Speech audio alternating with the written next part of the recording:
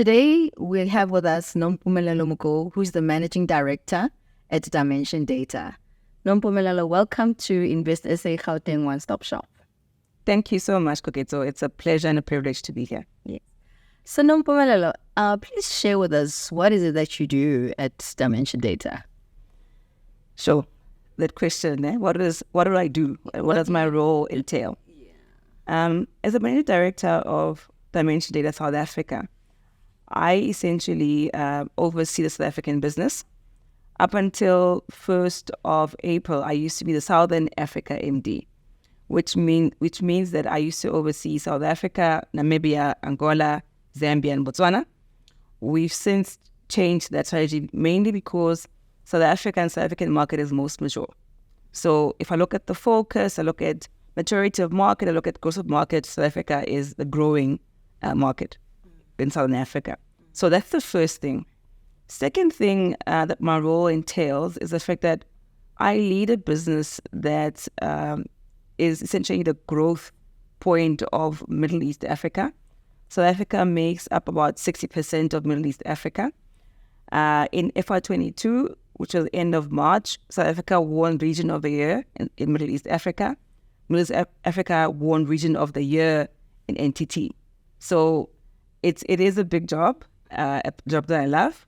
We've got over 3,000 people in the organization in different parts of the business. My executive team is spread across service delivery, offer and creation, sales, as well as the functional areas, which is HR, finance, and marketing. So it is an all-encompassing role. Over and above that, I sit as a board member in 5 boards in Dimension Data. I also sit as a member of Social and Ethics Committee. I sit as a member also of the Employee Trust, Equity Trust. So, yeah, I do a lot of things as part of the MD of Dimension Data. It's quite a lot that's been put on your shoulders. So in this role, what leadership lessons have you learned that you can share with us? And what leadership lessons have you learned even more so throughout the years of this career journey of yours? Yeah. The first thing that I learned in this particular role as a leader, leadership is sacrifice. We all love the title of being called MD, executive, and so on. But we hardly ever talk about what do you give up to become the leader. Yes, it comes with benefits. Yes, it comes with a high paycheck, but it comes with sacrifice as well. Secondly, what I've since found, you're always on the podium as a leader. Your strengths, your weaknesses, your challenges, your great moments, they're always up for everybody to see. I think sometimes you choose which ones you display. I recall when I got appointed in 2021, my first, I'd say 100 to 120 days were quite challenging. I had leadership or executives that left the organization, and the market asks you, why are people leaving? I'm still dealing with being the MD and dealing with shareholder value and what shareholders are actually expecting from me. I don't have the time to explain why people are leaving, but nobody cares about that. Another thing that I've learned is you need to be true to yourself. You need to keep your own version of the truth and your value systems intact so that you can sleep at night. You need to be honest, have integrity. Business is about people and it's about clients. From a client perspective, clients buy from people. They're buying from you, they're buying because they trust you and they want to support you. You can't afford to be dishonest. You can't afford not to deliver. You can't afford not to go over and above because it's competitive. As a professional, I'm a chartered accountant and I'm a leader of a tech business. Balancing between what is at my core and what I know, which is the numbers, and having to transcend and go into the tech space also comes with its own challenges, but also comes with its own learnings as well. So one of the things that I learned from that is that as a leader, you need to always be willing not only to listen, but also to transform yourself. Leadership is a long-term journey. You can be appointed today, but you don't have all the parts that are required. You will get them and assume them over time. So that's what I'd say are my lessons thus far. That is so well said and so true. And this technology space that you're in, it's fast evolving, fast paced. Yeah. So how do you foster, the culture of learning and also collaboration within your own team? Yeah. So the conversation of innovation is multifaceted and I'll say it in this way. If I look at my organization, what we are known for is for being an infrastructure player. Now, what does that actually mean? That means that we look after, I've learned it's called overlay and underlay. But this simplistically means we look at networks end to end, right? Networks are evolving. We were sitting at a point where we're talking about WAN WAN and LAN. Then we went to Wi-Fi, then we went to private 5G. We're going to all these different areas of infrastructure. Also, you move from just talking about network as an on-premise technology to what we're talking about on cloud. Now, what people don't understand is that cloud, again, is a very broad subject. You talk about cloud and applications. You talk about cloud of your infrastructure. You talk about on-premise. You talk about virtual cloud. There's so many different spans of what cloud could actually become. Then we go to the conversation about applications in itself, end to end. A lot of customers are saying we want to digitize. What does that actually mean? Right? There's IoT, there's AIs, there's natural language processing. There's so many different aspects of this conversation. Now, what we do as a team, I've had to also accept the fact that not every business is the same. So I've got an infrastructure player who does infra, which is what I've explained, right? The networking space, Wi-Fi, hosting, connectivity. What somebody that looks at applications and cloud, that's another broad topic. What somebody that looks at just when clients want to do their hardware and switchings and all that, someone else does that. Someone else does also global products, because I'm a global entity, as I mentioned, data. I plug into a global R&D space, right? So how we drive innovation then, and going back to your question, we have to look at what skills do we need today? What skills do we need tomorrow?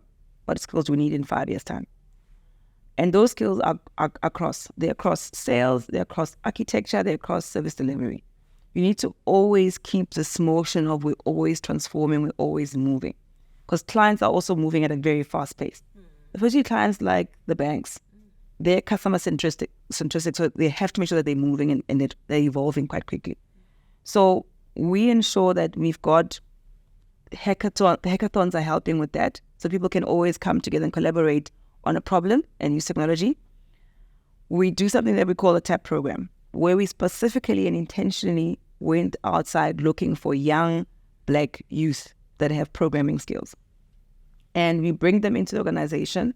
We teach them about robotics, about AI, about automation, and so on. We found that this cohort of young people, because they're unencumbered on old technology, they can go into an organization, look at things differently, and start automating. So we do that as well. What we also are doing, again, we like taking our people to different countries so they can observe what others are doing across the globe, learn from them, see from them, also teach them what we're doing and how we're dealing with our problems. So that question is a very big question. We've not gotten it right ourselves. We are still learning on how do we cater, how do we create an environment where people are fearless. I mean, one thing about innovation, it means you're going to make mistakes. How do I understand the mistake and not hit you with the stick when you do make the mistake? And also, how do we ensure that when you make that mistake, both myself and the client agree that we're all learning and co-creating together? So it is quite an involved method of trying to ensure that the environment that we are in is always innovative. We're always transforming. We're always thinking ahead and thinking today.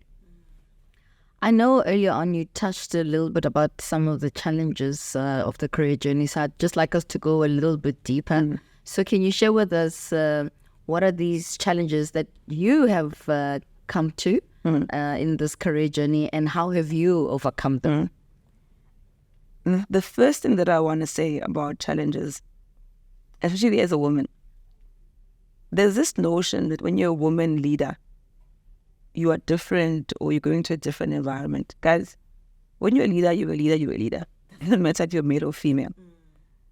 When I came into the role, I was also given target. You will achieve the following thing. It doesn't mean that because you're a woman, you don't have the same OKRs, for lack of a better term. So that's the first thing. I do think for me there was an eye-opener, because there's always this thing that you're a woman leader. You're going to change the world. My first thing that I have to achieve is what I'm asked, is my mandate, right? Which is my OKRs, before I can talk about saving the world. One of my mentors said to me, Nompumelelo, I know that you love being, you love saving people, and you love changing things, and you love all these purpose-filled conversations. When you're a business leader, you have to make profit. And that's what I had to learn first, make profit. So that was the first thing that I had to learn. It was the biggest challenge for us. When I took over, we had loss-making business units, and I wasn't aware until the day I signed. So that became my journey of, what do you do when you have loss-making projects or loss-making business units? How do you go into the conversation of cost of optimization and Section 189s and so on? It sounds easy when I say it, but when you're going through it, it's quite emotional and it's quite involved.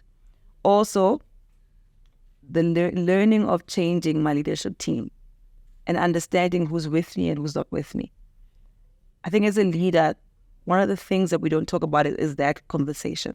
When you come in, and you inherit a team, you need to drive the dynamics, right? You have to create team cohesion. Like we always learn in the MBAs, you're going through the formation and the stormings and all that entire cycle. Whenever you add a new person, you start from scratch. You're forming again. You're storming again from scratch. You don't just come and the team is formed. You're always going through a cycle, and a cycle of trust. Another part that was a challenge for me was my own personal inhibitions and my own personal fears. I felt like, why me? Why did they choose me for this role? Can I do this role? Will I do this role? It was so many. The imposter syndrome is real, and I went through it as part of the journey, and you have various ways of how to overcome it. I think another part for me, besides the fear and all of that, I struggled with addressing staff. When I was appointed, it was just after the hectic part of COVID, right? I was appointed in April 2021. In July, we had the riots. I sat and I thought to myself, what the heck do you do as an MD of a business when there's riots and you've got data centers across the country that might be at risk? What do I do? What if they bomb our data center and our client's data is in that particular storage? I was paralyzed. I remember I was paralyzed. I didn't know what to do. So I'm glad that I had people around me and that helped me through that situation, that process. Another one, I suppose, for me was, how do you talk to clients? People that have been in the industry for over 20 years. They don't know you, an unknown entity. How do you overcome that? One thing that I've come to accept and I also appreciate is, as individuals, as leaders in the country, you've got a network of people that always want to help you. It's about reaching out and saying, hey, so-and-so, I know you've gone through a similar journey. Can you share a bit with me? I started doing that. It helped me a lot just to know that I'm not alone. What I'm going through and what I'm experiencing is not strange or different. People have gone through the same challenges. Another one for me was also being a mother. I mean, I'm a first-time mother during my role, right? I fell pregnant in my first year as MD.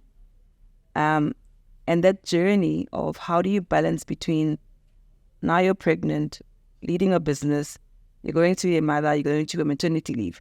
Can I be on maternity leave as an MD of a business? It was also that notion. And I must say that how I overcame all these things, I've got a very strong team. My CEO supports me and supports us as a team as well.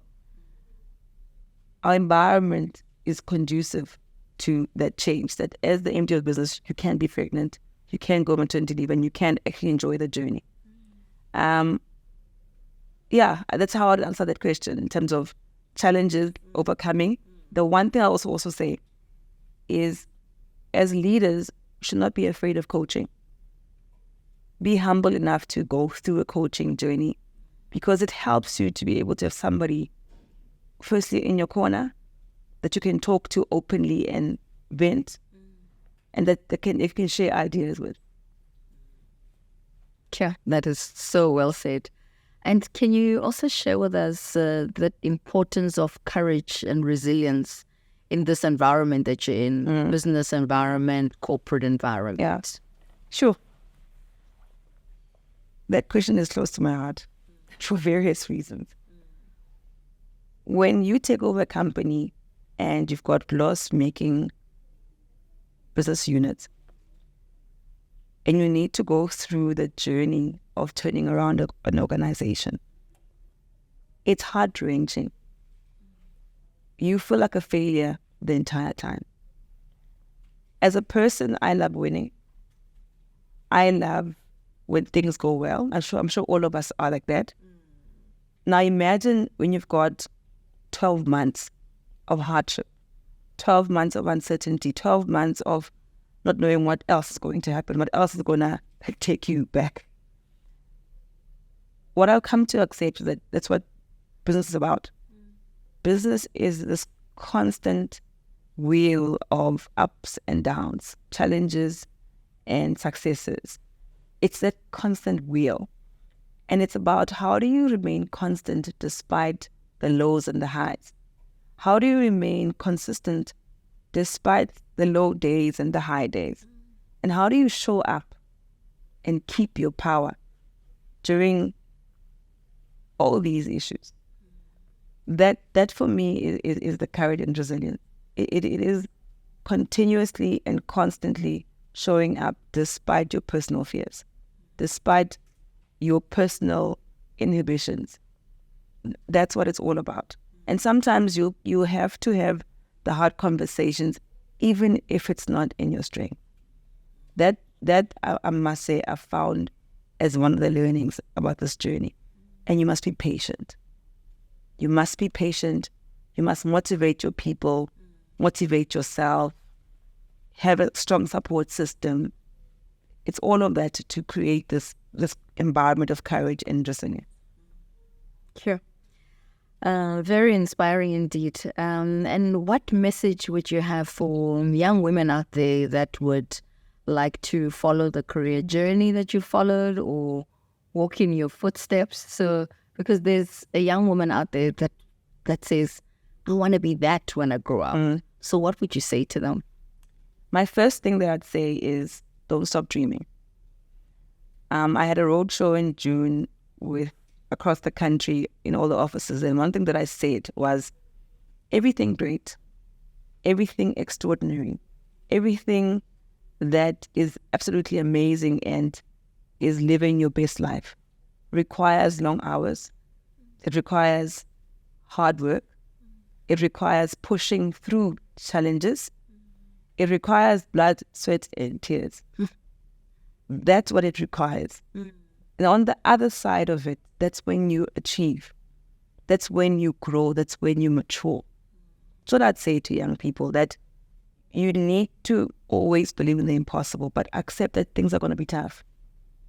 Nothing that you love or want to experience will come easy. Sometimes doors are going to be closed. Sometimes you'll be told you're not good enough. But it's always about pushing through it. Pushing through what society says about you. Pushing through what someone says this is the norm. Why should it be a norm? Why can't it be different? That for me is what I would say to young people. Also, I would also say you need to be curious. I mean, one that I've seen with my journey, my dream, and I didn't have the right way of saying when I was young. I just said, I want to be in the boardroom. How that happens, we will see.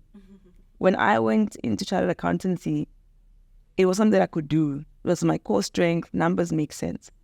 When I went from chartered accountancy into technology, sure, it was tough. I remember sitting in one of the first 30 days, and they kept telling me about this different technology. Does this, does that, all these different things. It felt like I was in a maze, and there was information overload. And I couldn't put things in place in terms of this puzzle that I'm going through. Where does everything fit? But I was curious enough to take the step and say, you know what, it's going to be hard. I don't know what I'm doing, but I'm going to do it. And I think that's what I would say to young people, that take it that way. It's going to be hard. But if you dream it, if you want it, if you want to live in it, it's worth all the sacrifice, and be patient with yourself. Be patient. Thank you so much, Nompumelelo, for those powerful, powerful words that you've just shared with us. Ladies and gentlemen, that was Nompumelelo Mokou, the Managing Director at Dimension Data. Thank you for sharing your thoughts with us, and thank you for spending the day with us here at Investor Say Gauteng One Stop Shop. Thank you very much. My pleasure.